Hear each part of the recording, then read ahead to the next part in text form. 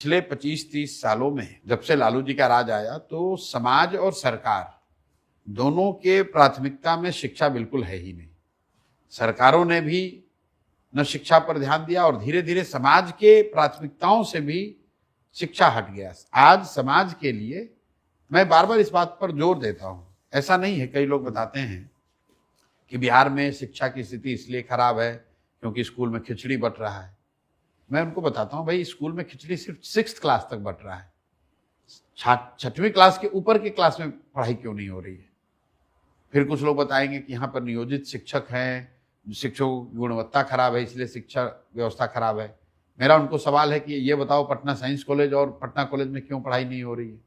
वहां तो नियोजित शिक्षक नहीं है।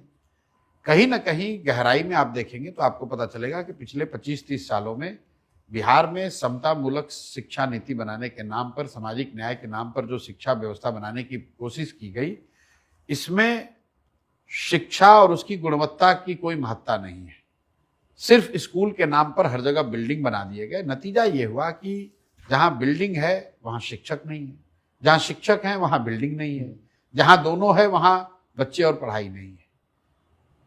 और ये इसलिए हुआ है कि सरकार और समाज दोनों के लिए जो शिक्षण संस्थाएं हैं वो पढ़ाई से कम सरकारी सुविधाओं को बांटने का केंद्र हो गया है।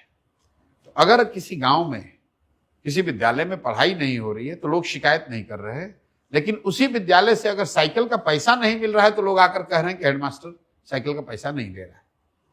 इसी तरह सरकार भी शिक्षक अगर नहीं पढ़ा रहा है ये सरकार को मंजूर है, लेकिन शिक्षक ने वहां वोटर लिस्ट नहीं बनाया तो उसका सस्पेंशन हो जाएगा। सरकार भी ये सोचती है कि भाई इतना हजारों करोड़ रुपए हम खर्च कर रहे हैं, मास्टर तो पढ़ा रहा नहीं है, तो चलो इससे कुछ दूसरा ही काम करा लो, इससे स्वच्छता मिशन चलवा लो, इससे वोटर लिस्ट बनवा लो।